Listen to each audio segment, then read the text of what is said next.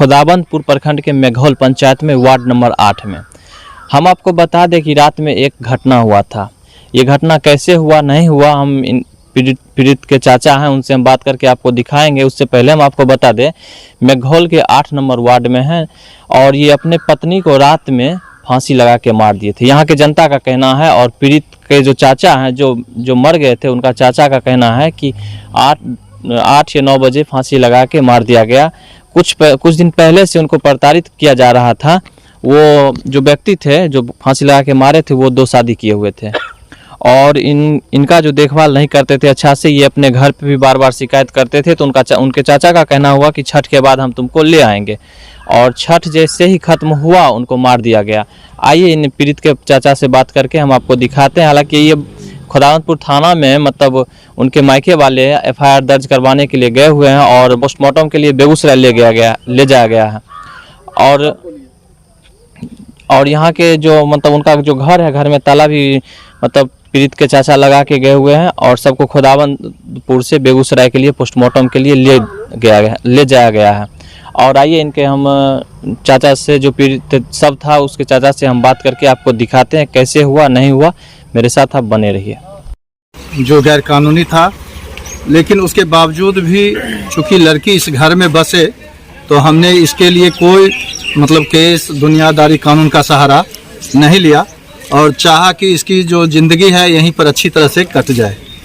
लेकिन हम इस संबंध में कई बार उसके पति से बात किए तो मेरा मोबाइल ब्लैकलिस्ट में डाल देता था, बात नहीं करता था और तरह तरह को उसको यातना देते रहता था।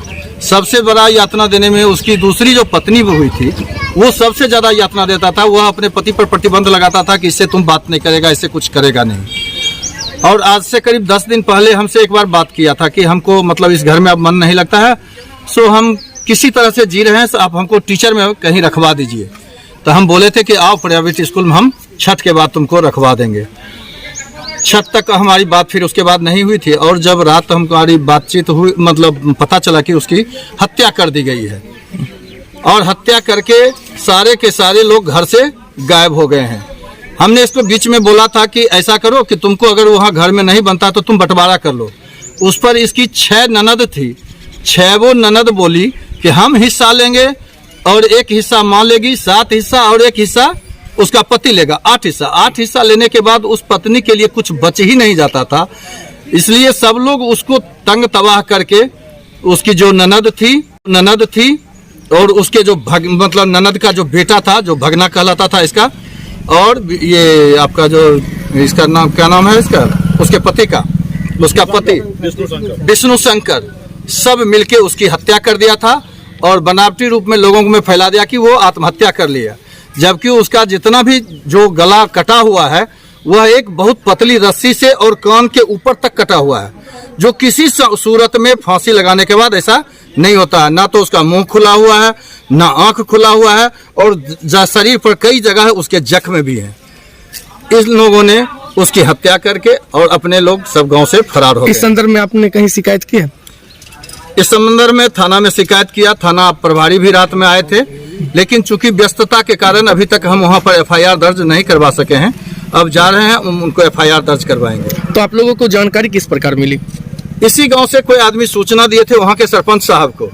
वहां के सरपंच के द्वारा हमको सूचना दिया गया कि आपकी बेटी की हत्या कर दी। तो लगभग सूचना जो मिली थी वो कितने बजे की मिली थी? सूचना लगभग हमको मिली है 8 बजे, 8:30 बजे रात में, लेकिन उसकी हत्या लगभग लगता है 12, 12:30 बजे, 12:30 से 1 बजे तक में उसकी हत्या कर दी गई है। चूंकि शरीर का जो हम लोग देखे उसका मतलब वो जो मतलब सूचना जो मिली थी रात में या दिन में मिली है? रात में मिली। रात में मिली है 8:30 बजे। जी 8:30 बजे। और हत्या हुई है उसकी हत्या लगभग 12 से 1 के बीच उसकी हत्या हुई है। क्या नाम था लड़की का? इंदु कुमारी। उसके कितने बाल बच्चे थे? उसके बच्चे नहीं थे और इसने सही ढंग से उसका इलाज भी नहीं करवाया और जितना चला बना उसके पिताजी उसका इलाज करवाए थे, लेकिन तब तक में इसने दूसरी शादी कर ली और लड़की भी इस बात से सहमत हो गई कि चलो हमको बच्चा नहीं है, अगर दूसरी शादी कर लिया तो हमको कोई तकलीफ नहीं है।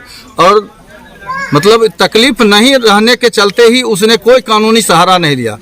उसके दान दहेज का जितना भी सामान था अभी भी घर में मौजूद है, सारा संपत्ति उसका मौजूद है। क्या नाम हुआ आपका? मेरा नाम सुधीर प्रसाद सिंह हुआ।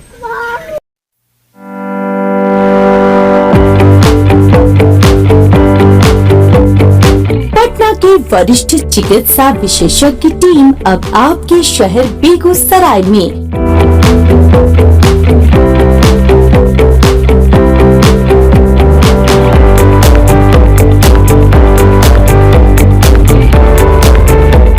अमर ज्योति हॉस्पिटल, जहां इमरजेंसी सुविधा, ICU, HDU, OT, dialysis facility उपलब्ध है। हमारा पता है अनुष्का ITI NH 31, सुशील नगर, बेगूसराय।